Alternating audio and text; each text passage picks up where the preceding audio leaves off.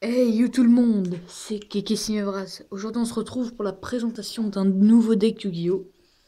Un deck magicien aujourd'hui. Voilà, c'est vraiment pas un deck de compétition, c'est pour jouer avec le magicien sombre. On commence avec Empereur Sem. Voilà, il a une très bonne défense pour un monstre de niveau 4. Donc il est intéressant et son effet aussi. Je vous laisse lire.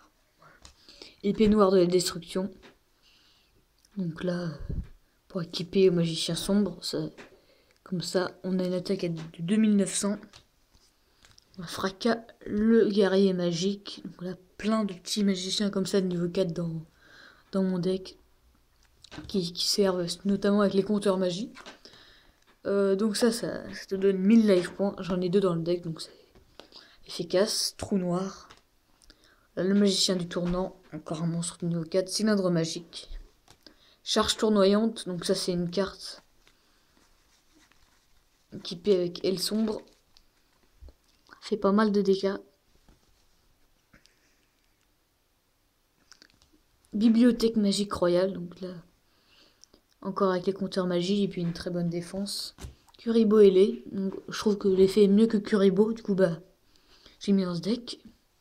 Voleur gobelin, donc voilà, 500 points de dommage dans la tête de mon adversaire et 500 en plus pour moi.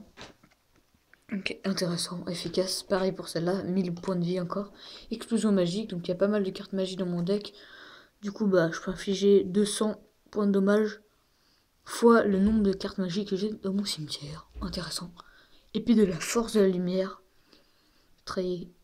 Je préférais mettre celle-là plutôt que épée de révélation de la lumière. Je laisse lire l'effet. 1000 couteaux. Voilà, avec le magicien sombre. Hein. Un bon combo. Un peu comme un Raigeki ou un Vortex foudroyant. Hein. Sauf que là, c'est un effet minime. Puissance du mage. Donc la carte est un peu défoncée.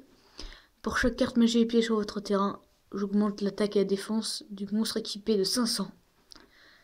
Donc, je sais pas si il faut qu'elle soit face recto ou si t'en as 5 face verso pas activées et ça marche. Je pense que c'est face verso ça marche. Hein. Du coup, bah, ça peut être 5 x 5, 25. Donc, 2500 plus le magicien sombre. Ça va faire 5000 points d'attaque. Donc, ça fait très mal. Magicien sombre expérimenté. Donc voilà, grâce à lui, 3 compteurs magie, et hop, un magicien sombre depuis ce que je veux, la main, le cimetière ou le deck. Sorcière de la forêt noire. Son effet est pas mal, un peu à la ange lumineux, sauf que là, cette fois-ci, c'est dans le cimetière. Unité des magiciens. Donc voilà, si je contrôle le monstre de type magicien, j'ai beaucoup de magiciens dans le deck, du coup, bah, c'est utile. Sélectionner l'un d'entre eux, l'attaque de ce monstre devient 3000. Donc ça peut tirer de diverses situations. Sorcier éradiqueur des ténèbres. Donc voilà, grâce à magicien sombre. Très grosse carte. Puis assez facile à invoquer avec ce deck. Il faut d'abord avoir un magicien sombre. Magicienne de la Flora. Voilà, un effet simple et efficace. En plus, il a une étoile. Donc ça permet de faire un petit combo avec l'apprenti magicien. Voilà, j'ai pas mal de cartes niveau 2 et moins. Donc le vieux magicien vindicatif. Voilà, un peu comme les 1000 couteaux. Donc là, c'est un effet flip. Et hop, détruit un monstre sur le terrain de l'adversaire. Apprenti magicien, voilà, cette carte est intéressante. Donc voilà, compteur magie. Lorsqu'il est détruit de combat, je peux invoquer un monstre de type magicien de niveau 2 ou moins. Donc le vieux magicien vindicatif, la magicienne de la foi peuvent être invoqués grâce à ça. Bouclier drainant, donc si on m'attaque à 2500, ces points de vie sont ajoutés à mes points de vie, voilà, tout simplement. Le magicien des ténèbres, simple. Surtout que avec 3 magiciens sont dans le deck, voilà, dans le cimetière de chaque joueur, 300 points d'attaque pour chaque magicien sombre. Donc elle peut monter assez vite, hein, 2900 c'est pas mal. Pluie acide, donc ça c'est pour contrer un autre deck, voilà, que je présenterai dans une prochaine vidéo, un deck de terre. Magicien sombre, prêtre invocateur, un magicien qui reste pas mal sur le terrain quand même, quand je fais des duels contre le deck de terre. Voilà. Défausser une carte magie pour invoquer spécialement un monstre de niveau 4 depuis votre deck. Donc on arrive facilement à invoquer un magicien sombre grâce à ça. Donc elfe mystique, grosse défense, j'en ai 2. Monster Reborn, vous connaissez. Cercle du magicien. Encore une fois, une carte magie et piège avec le nom magicien dessus. Donc voilà, chaque joueur invoque spécialement un monstre de type magicien avec une attaque de 2000 ou moins depuis son deck en position d'attaque face recto.